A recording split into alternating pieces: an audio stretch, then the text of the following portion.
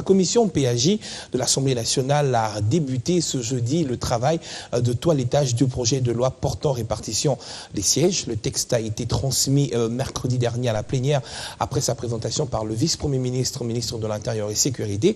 Henri Mouva Sakani s'est fait accompagner du président de la commission électorale nationale indépendante.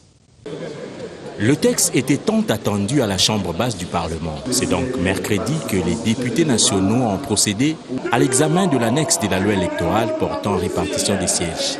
Le vice-premier ministre, ministre de l'Intérieur, était dans la salle pour présenter le texte. Il s'agit d'une étape importante, mais qui n'aurait pas dû être dans la mesure où, en principe, c'est une annexe à la loi électorale qui a déjà été votée.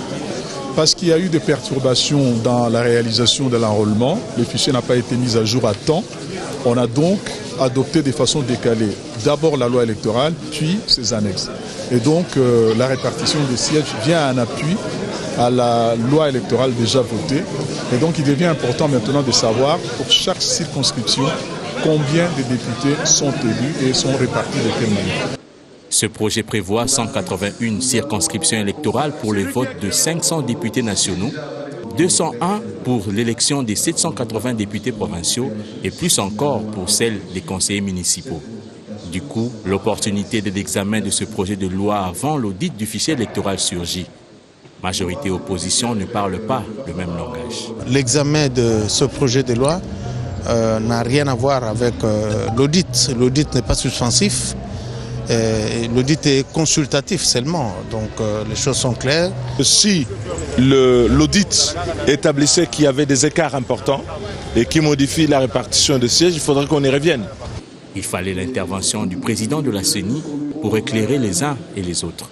C'est la commission électorale qui a fait les calendriers, qui a élaboré les calendriers et a prévu l'audit à partir du 6 mai prochain. L'audit et la loi ne sont pas liés. Un audit a pour finalité et pour objectif de faire des analyses permettant d'identifier les faiblesses et les forces des fichiers de façon à permettre son amélioration à l'avenir. Et l'audit peut être organisé à tout moment, avant les élections, après les élections, pendant les élections. Le texte a été envoyé à la PAJ pour toilettage en dehors 48 heures. La promulgation de cette loi est attendue au plus tard le 8 mai prochain.